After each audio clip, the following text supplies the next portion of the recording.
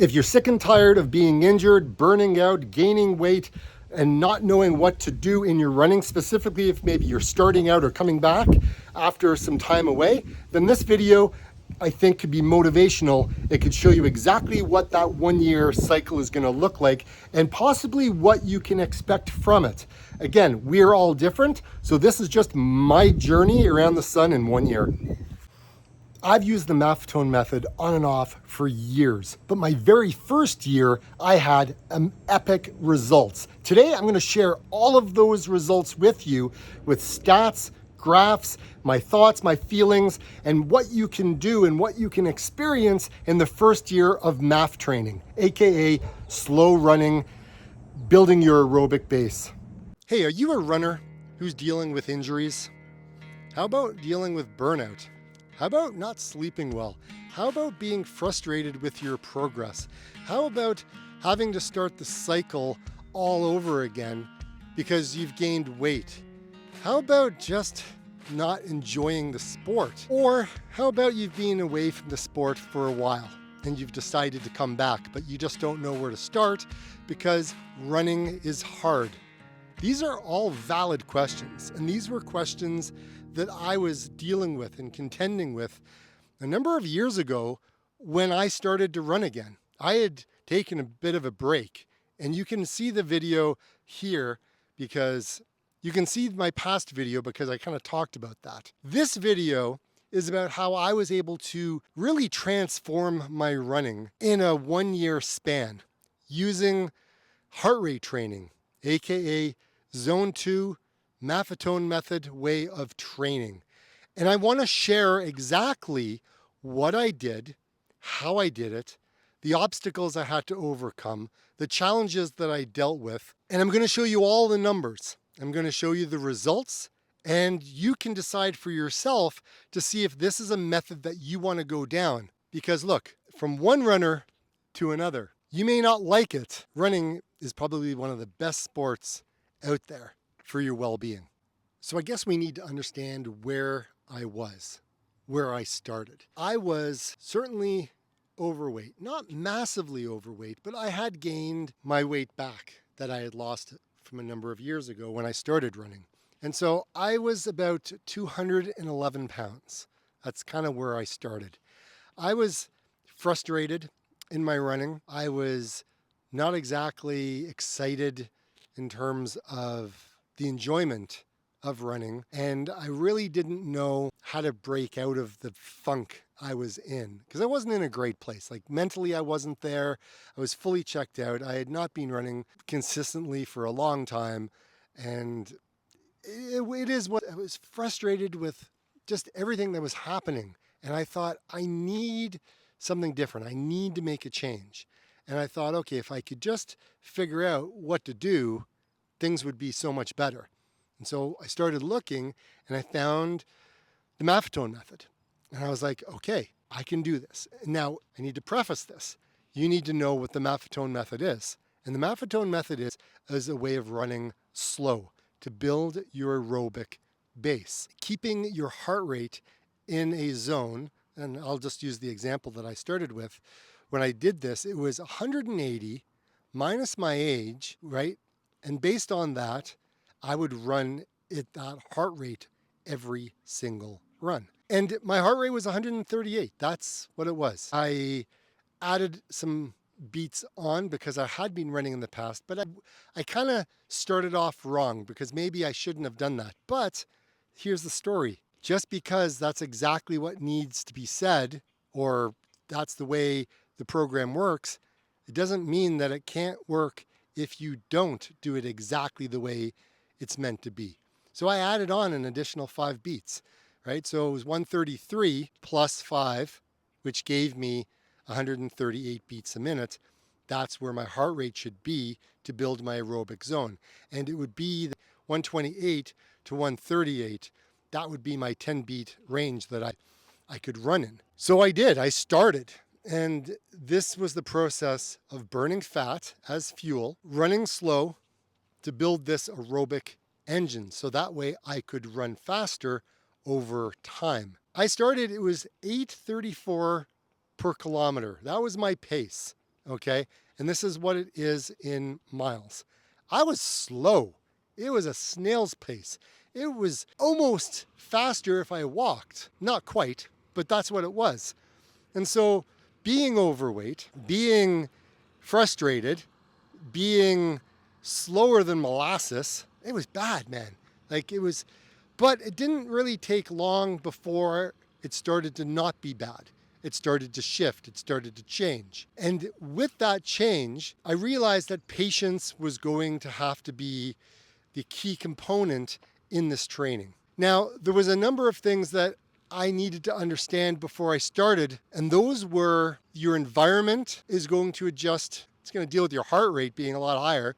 If it's colder outside, if it's warmer outside, if it's humid, if you've had coffee an hour before you run, if you have a poor diet and you're eating a lot of junk food, a lot of McDonald's, a lot of burgers, fries, a lot of bread, pastas, if you're a carb kind of eating machine like I was, that's going to play a factor in it as well. Sleep is certainly going to play a big factor. I was only getting about 6 hours sleep because I was stressed out, which leads to the next one. Stress is a big component of what happens to your heart rate. So there's a lot of these other components I didn't quite understand at the beginning. And when I started to run and I started to figure this out, a lot of my frustrations started to go away because I started to understand the rules of the game. And that was the rules of the game, just like Monopoly is. You have to know how to play if you're going to win. And so I did. I studied, I became a real student of the whole Maffetone method. And I started this journey, this path, this crazy adventure into running slow. And that's how it began. I didn't really have a plan of how this was going to work out. I had no idea, to be quite honest.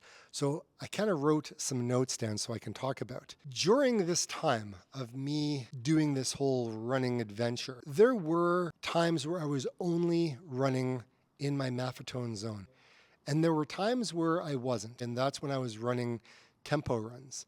Now, there was also 15 days that I actually fasted.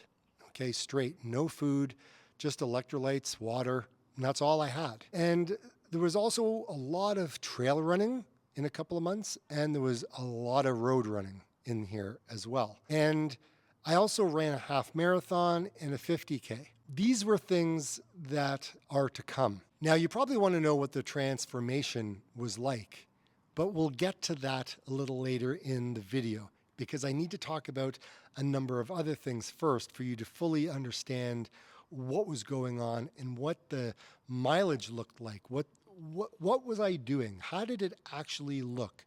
Because I made notes on all of this. So if we break this down per month, September, I ran 122 kilometers. October was 201. November was 230. And December was really huge, and it was 477 kilometers.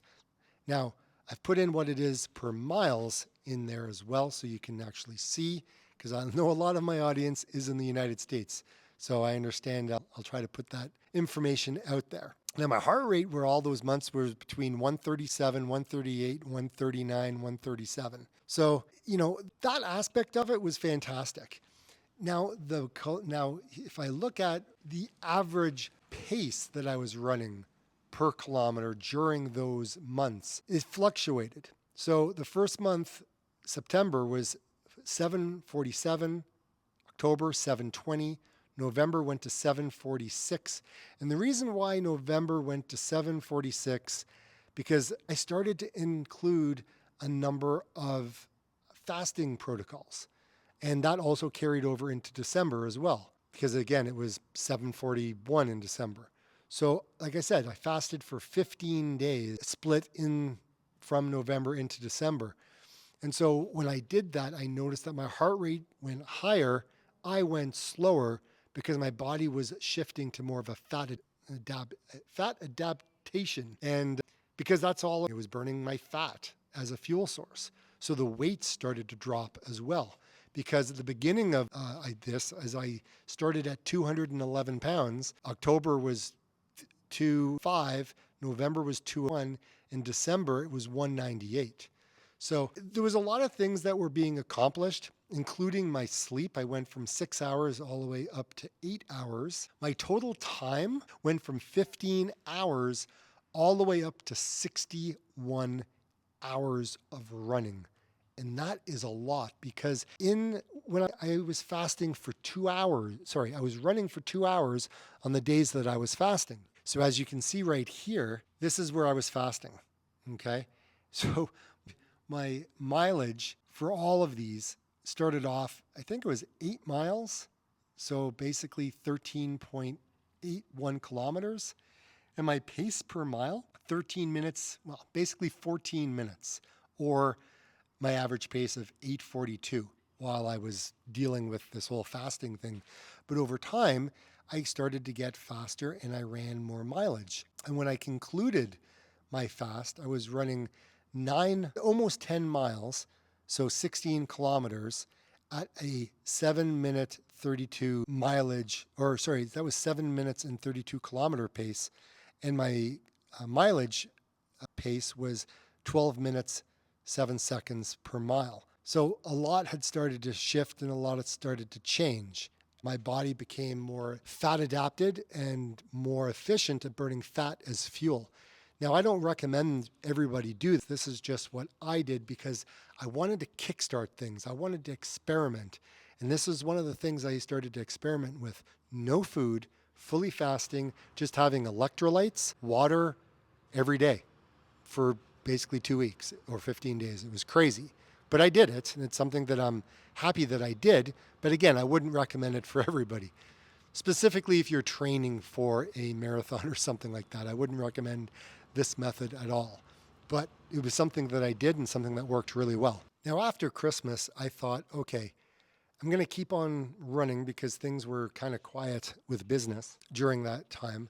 So I used it as an opportunity to get out and to continue to run pretty much every day. And so when I concluded my January running through the snow, because again, I live in Canada and snow is in Ontario, my pace was 7:02 with a heart rate of 137. And I ran, see, this is where it gets crazy. I ran 490 kilometers. Now, when I think of that, it just blows my mind because it was 57 hours of running. And during that time, my weight went down to 192. Okay, my average sleep actually went up to 9 hours. And so heart rate was still 137. So I'm dropping continuously. February got even better. It was the average for the month of February was 640, 137, 352 kilometers, 40 hours of running. March, that's when everything kind of went sideways when COVID happened in 2020. And so my mileage kind of dropped because I didn't know what was going on and I just kind of started to bunker down at home. But in March, it was 652, heart rate 137, 130 kilometers, 13 hours of running, and my weight started to go up by 2 pounds. April, I said, screw it, time to get back at it. I went back up to 702, 140 heart rate. My mileage went back up to 308 kilometers, 35 hours of running. My weight started to come back down again. Now, May, June, and July were totally different. That's when I started getting off the road and getting onto the trails. And when I hit the trails, I was like, let's just see what happens if I can continue to do it. So 734 was my average pace per kilometer in May. 140 was my beats per minute. 455 kilometers, 59 hours of running. My vertical gain was 7,817. Again, this is what it is in imperial. In June, my pace continued to go down to 646, 138 beats a minute, 575 kilometers. I ran that month on the trails, 66 hours, and it was 6,526 was my elevation gain. I was down to 188 pounds, 7 hours of sleep. It continued to go down. I was adding in some road and some trail, obviously a little bit of a mix. So 638 per kilometer, 140 beats per minute, 430, I should say 403 kilometers, 44 hours of running. My vertical gain started to go down to 3,100 and I was down to 187. August, things changed. I started to add in a lot of tempo runs, started doing a lot of 80-20. A lot of track work started to happen. So I reduced my mileage down a lot. So I was 226 kilometers. Heart rate's higher because obviously I'm running higher, like faster, 29 hours. And my pace was 6:35. September and October, again, things started to kind of continue to go down. Eventually settled at 6:39 with an average heart rate in October of 139, 294 kilometers, 33 hours of running. But the story doesn't end with all of these numbers as I'm rhyming off. So when I did my MAF test, I started doing a warm-up, 15-minute cool down, and then I would do my test. And I would take kilometer 2, 3, and 4 as my numbers, and I would do that every single month on the same route. And so when I started in September, it was 8:35 per kilometer. Second one was 8:29, and then 8:44. And then when I did that each and every month, you can see on the chart, it just kept going down every single month. And it was actually cool. Like, honestly, in June, I kind of really stopped tracking it. And then I started up again in October. Now, I did continue to record my MAF test, but I just didn't put it in the chart here. But anyways, so I went from 8:35 down to 5:38. So that's basically 3 minutes faster per kilometer. So that floored me. That was something that I never saw coming. But on the chart, you can see there it is. It's all there for you to see on that one. And this was just another. The blue is my first recorded kilometer, which is number 2. Kilometer 3 is the green and kilometer 4 is the yellow. And you can see where things kind of started to drop. Like once December hit in January, it just dropped. But then it kind of went up a little bit, kind of plateaued. And this is where I kind of need to talk to you about the challenges that I had to face. So here are some key factors that you need to take a look at with my training. As you can see, I started running a lot more mileage. Like my mileage was really high. And then I had a little bit of a breakdown in March just because of everything that was going on. And then I had to figure out what I was going to do because April hit and I was a little bent out of shape. Like my body started to break down a little bit. My running form started to suffer. My left side of my body was overcompensating. I started to run into some calf issues. So I had to start seeking some help because I was becoming broken, but I didn't go because I couldn't find a chiropractor that I trusted. And I honestly just thought I could push through it. And I did push through, but the stress was starting to accumulate. So I knew that I needed to make some changes.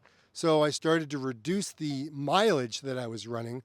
And I thought I would take my buddy Steve up on his offer because he suggested, hey, why don't you start, doing some track work, right? Do some 800-meter repeats and see how that works out for you. So I did. That was in the month of August. And I'll tell you, it was a hard thing to swallow to be able to start running like that again because that's faster paced running. And it kind of scared me a little bit. I didn't really know what was going to happen, but I sucked it up and I dealt with it. But the other caveat that I need to tell you is I was still adding in some tempo runs, 40-minute tempos, and I was adding that in. I think we started April or May. I started doing 1 day a week, a fast run, because I had kind of put in a lot of this work, a lot of the mileage, a lot of the pure just grunt work of just getting out and doing it and it becoming a habit. Because again, we had the time to do it because of what was going on in the world. And it seemed to work. It seemed to add a little bit of a stress release in there. But again, too much. I started to kind of break down. I started to get tired. Things started to plateau a little bit. Started to have to make some changes, and I needed to bring the mileage back down. That was a big key thing I needed to do. As I continued to test and experiment with the food I was eating, sleep I was getting, drinking coffee, stress just in life, I started to realize how it all started to spiral and really affect my running. And so when I finally got those things under control, I was running way faster at the same low heart rate than I had ever run before in my entire life. All of my pacing, all of my tempo runs, I started to have breakthrough after breakthrough. And it's not something that I look back on and go, under 2 hours, regardless. And I did, 2 minutes under, getting out right? and putting in the time. See, the big thing I believe with this whole Maffetone method way of training, it comes down to the amount of mileage that you put in, the consistency. It's the grind that you do each and every day that matters, not how fast or slow you run. Okay, well, yeah, it's true that you got to build a base, but you also don't want to burn out because you can overtrain by running too many miles, too fast, too soon. And I'd never run this amount of miles at any point in my entire life. This was like totally new territory. It's something that I was training at levels of like elite athletes, I think. I mean, that's how much I was running. Now, do I think that you can get the same result by running slower? I mean, do I think that you can get the same result by not running so many miles? Yeah, 100%. I was just kind of overdoing it because I was so excited to see results. I was just results driven and I just wanted more and more. But there reaches a point where it's like, well, wait a minute. I don't think so. I'm going to stay in my zone. I'm going to continue to run. I'm going to adjust my diet so I'm eating healthy, whole food. Plant-based, that's what I'm eating, right? There was no meat in there. It was just plant-based running. So again, kind of like vegan, here I am. I'm following Scott Jurek on, the foods that he ate because he's a Western States 107-time champion and he's vegan. So I'm like, heck, if he can do it, why don't I can just try it? I'm going to do it as well. And I did. I changed my life in so many fashions. And the results showed. The results were in. I was faster. 3 minutes, dropping 25 pounds, right? That was just made me extremely happy. And I was able to run my ultra marathon, which was my goal all along. And it was a 50 miler, 80 kilometers I ran. And my heart rate on that was 136 beats a minute. Like unbelievable still. I still look at that and go, you gotta be kidding me. I did that. Yeah, it is astounding. Now, with the good, with the bad, have to spend some time thinking about where I am today because, 4 years has now passed and going on 5 years. So I have to look back and go, okay, Dave, if all that happened, was it worth it? And I'm going to say to anybody who's thinking about using Zone 2, the Maffetone method, Cavarvan formula, whatever the heck you want to do, but specifically, Maffetone method, it works. If you're consistent, patient, you're willing to do the time on your feet, you're willing to make the changes, the sacrifices, the foods that you eat, everyone's going to have a different result. All of these graphs, all of these numbers, all of these results are all mine. So whether you want to strive and see what your numbers turn out to be, I'd love to see them. I would love to know how your training goes. I'd love to know how that goes. So comment below and let me know if you plan on doing this. If you plan on using the Maffetone method to build your aerobic base for 4 or 5 months and then switch to an 80-20 routine and see how that works for you. Because I firmly believe if you do it that way, I think you can achieve a lot of greatness. Like I'm not an elite athlete, right? I'm like a mid-pack kind of guy. I don't run for a living. I'm not one of those guys. I'm not a professional athlete. But what I am is somebody that likes to try new things, likes to see if he can get improvements based on heart rate training. Does it work? 100%. Do you have to put in the time? 100%. Are you going to get it by running 1 or 2 days a week? Not at all. Could you get it if you ran maybe 3 times a week, 4 times a week? Yes. Are you going to see the results right away? Maybe not. It may take a little bit. But if you don't do it, you'll never know. That's the way I see it. So with these things aside, I think you probably have a good idea as to how you can put this into practice. So let me spell it out for you right now. Number one, decide what you want to do, right? Which is it zone 2? Is it the Maffetone method? Is it Kvarvin formula?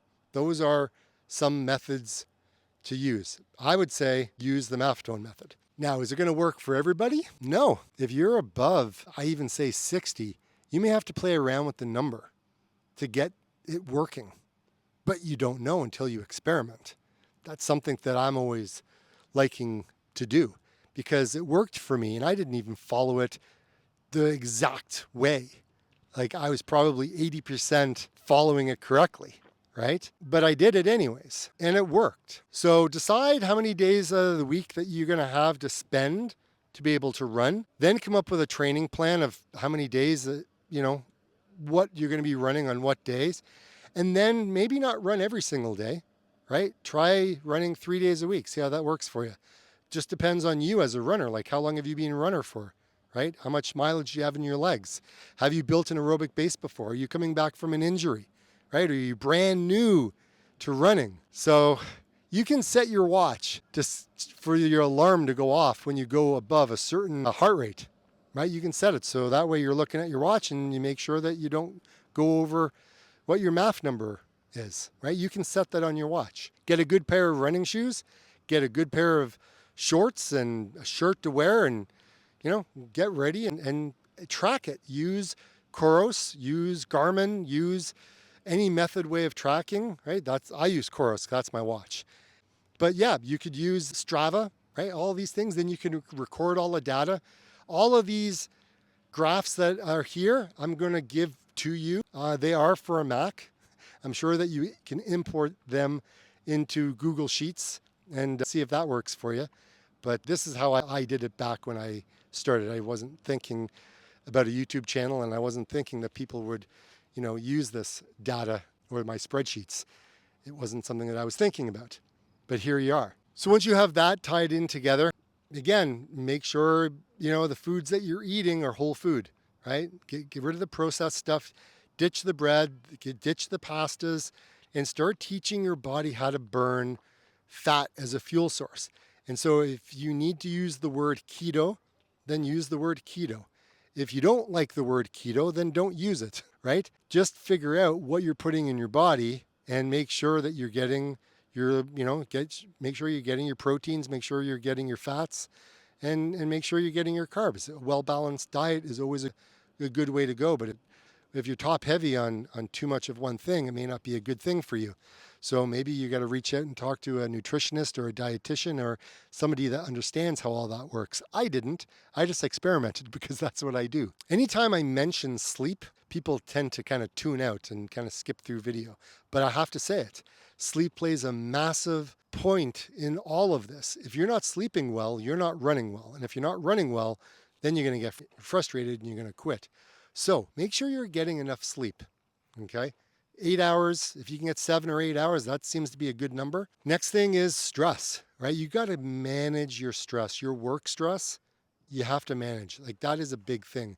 So whether you meditate, whether you go for a little walk, whatever it is, you gotta deal with your stress because that plays a big part in all of this. The one thing that you cannot really change or control is if you run outside and it's hot, just know that your fitness is just under the surface, right? Your heart rate will rise when you're running in hot temperatures and specifically if it's hot and humid. But just know when the temperature cools down and you start running in those fall marathons or fall half marathons or 10K, your fitness is going to shine. Your heart rate adjusts and it is what it is. But if you don't want to deal with that, then hop into the gym and get on the treadmill. That'll work. But just know that your heart rate and your pace are going to be different on a treadmill than they are if you're running on the pavement. That's something that I've proven during a test that I did. So just know that. It's an important thing to realize because you need to be able to set your expectations. Also, you need to make sure that you talk with your spouse. If your spouse is not in line with you going out and running all this mileage, then you're going to have a problem. You need to make sure that you can rely on your spouse to do certain things around the house if you're not there. And if you got to deal with kids or if you have other obligations, maybe you got to wake up earlier, but you need to have their support, because if you don't, then you're going to get stressed, and when you're stressed, you know what happens. Is this method going to work for everybody? The answer is no. It's not going to work for everybody. If you're over 60, then you got to play around with numbers. If you're younger, again, you may be running too fast. You really do have to experiment with this method. It's interesting. You learn a lot about your body, a lot about you as a human being. Because if you're running really fast for half of your run, but then the other half of your run you're running slower, and your average heart rate ends up being kind of where you need it to be, that's really not doing yourself any justice, because I've seen people do that as well. You got to be true to yourself, and you have to run in your zone. Look, all of our heart rate monitors, they will all show a different number for everybody. Your distance on how far you go can be different from watch to watch, and the distance, and your heart rate can be different from watch to watch, person to person. Again, it's something else that you need to consider.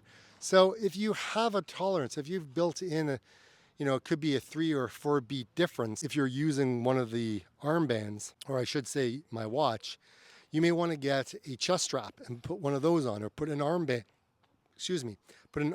on, because those work really well. Is there a little bit of fault on either of those? Yeah, absolutely. So again, you need to pay attention. Technology is not perfect. And so having a little bit of tolerance with regards to that, again, it's something to think about. Look, your heart rate is not the end all and be all, but if you're training using heart rate, it kind of is. That's the point.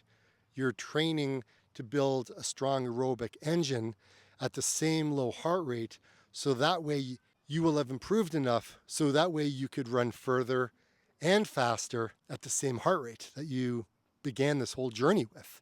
That's what happened to me. 3 minutes faster. It is what it is. So if you take the time, put in the miles, and see what happens, I can guarantee it'll move the needle in a positive direction. Now, I say there's a guarantee. That's if you follow it and if you do it. You may regress for a little bit at the beginning, but then you may come back and you may improve. Everyone's different. It's a weird thing, but it is what it is. So like I always say, get out and run. We'll see you on the next one. Thanks for watching this one. I know it was long, but I think you got some good information in today's video.